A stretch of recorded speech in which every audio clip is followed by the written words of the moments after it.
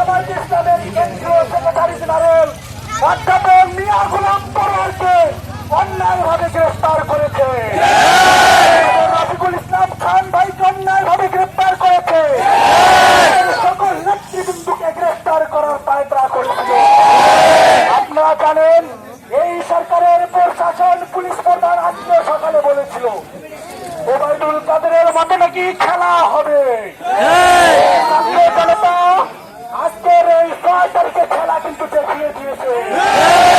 সরকারের যেমন পদত্যাগ হয়েছে, নিরপেক্ষ সরকার গঠন হয়েছে, আমরা বিশ্বাস করি 3 মাসের মধ্যে নির্বাচন দেওয়া হবে। আপনাদেরকে বলবো আপনারা ঐক্যবদ্ধ ভাবে থাকবেন, কেননা জলঢাকার মাটি হচ্ছে জামাতের ঘাঁটি। জামাত ছাড়া অন্য কোনো আসতে পারে না। আমরা ঐক্যবদ্ধ ভাবে থাকবো, আমাদের এই আন্দোলনের সংগ্রাম অব্যাহত থাকবে এবং আগামীকাল থেকে যে সেনাবাহিনী মাঠে নামবে আমরা তাদেরকে সর্বাত্মক সহযোগিতা করব এবং কোন আওয়ামী লীগের গুন্ডা পান্ডা তামসা যদি আমাদের কারো ওপর কোন হুমকি ধামকি কারো বাড়িতে হাত দিয়ে তোফা দেয় আমরা তাকে দাঁত ভাঙ্গা জবাব দেব।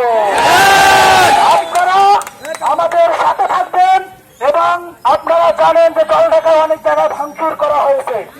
আমরা যেহেতু আমাদের এখানে বাংলাদেশ জামাত ইসলামী ইসলামী ছাত্র শিবির একটি শান্তিপূর্ণ সংগঠন, তাই আমরা শান্তিপূর্ণ সংগঠন হয়ে আমরা বিশৃঙ্খলিত ভাবে আর কোনো কিছু করতে চাই না।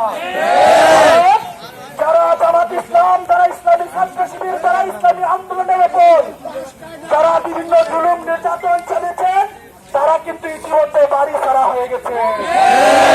জামাত ইসলাম ছিল আত্মীয় স্বজনের বাড়িতে গিয়ে, কিন্তু এই আওয়ামী লীগ রাস্তায় এবং বেড়াবাড়িতে সব জায়গাতে থেকে আওয়ামী লীগকে প্রতিহত করা হবে। আমরা পূর্বে যেমন বেড়াবাড়িতে ছিলাম, আমরা এই ইতিহাস ভুলে যাব না। আমরা যদি কোন বেড়াবাড়িতে, কোন রাস্তায়, কোন জায়গায় যদি আওয়ামী লীগের গুন্ডা পান্ডাদেরকে আমরা দেখতে পাই, আমরা তাদেরকে দাঁত ভাঙ্গা জবাব দেবো। তাদেরকে ওদেরকে আহ্বান জানাবো। আমাদের কেন্দ্র থেকে নির্দেশনা দেওয়া হয়েছে আমরা আর কোন প্রকার ভাঙচুর করতে চাই না।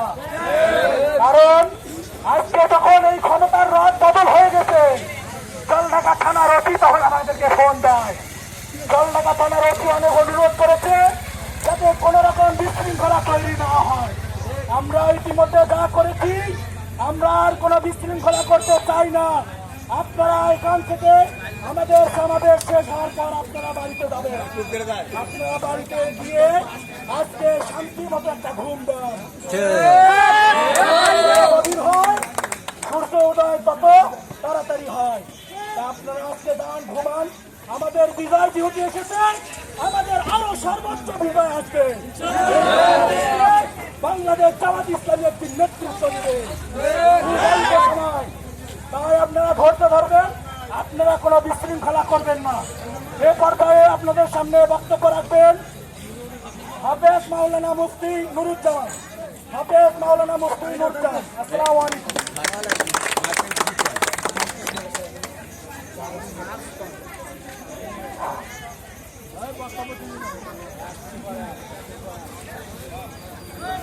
আলহামদুলিল্লাহ,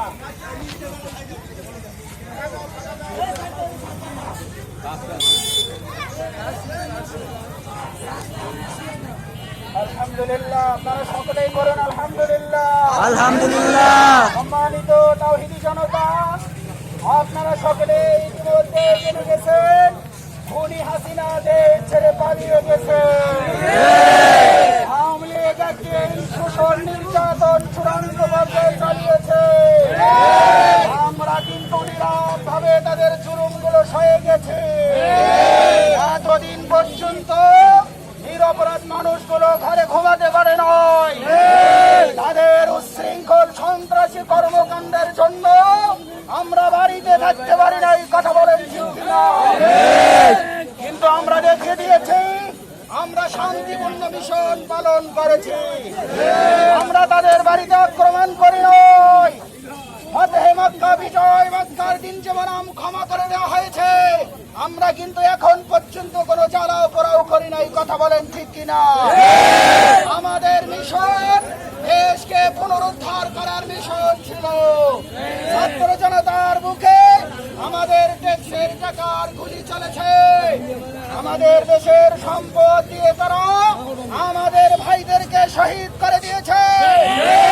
দেশের রক্ত, দেশের সমস্ত পণ্যের দামগুলো বেড়ে গেছে।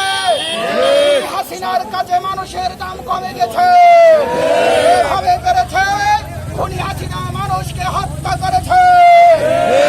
আজকে আমি বলতে চাই, বাংলাদেশের মাঝে শাপলা হত্যা থেকে নিয়ে শুরু করে বিডিআর হত্যা থেকে নিয়ে শুরু করে যত কর্মকাণ্ড করেছে, যত হত্যা করেছে, জামাত ইসলামের ওপর যত জুলুম করেছে, সবগুলোর দাঁত ভাঙ্গা জব আমরা দিতে চাই। সম্মানিত তাওহীদি জনতা, আমরা এখনো মাঠ ছাড়ি নাই, ছাড়ব না। আমরা নিরপেক্ষ সরকার, ন্যায্য সরকার, ভোটার অধিকার ফিরে পাওয়ার আগ পর্যন্ত আমরা মাঠে থাকবো। কথা বলেন ঠিক কিনা? এখন রাত হয়ে গেছে, সারাদিন চলতে চলতে সবাই ক্লান্ত হয়ে গেছেন। তাই এখন সকলেই বাসায় গিয়ে সবাই নামাজ আদায় করে সকলেই একটা ঘুম দিয়ে দেবো ইনশাল্লাহ। শেষ, আজকে আমাদের এই সমাবেশে বক্তব্য রাখবেন আমাদের চৌধুরীহাট দক্ষিণ দেশিবার সম্মানিত আলেমদ্বীন হযরত মাওলানা আসাদুল হক সাহেব। হযরতের বক্তব্যের মধ্য দিয়ে আমাদের আজকে এই সমাবেশ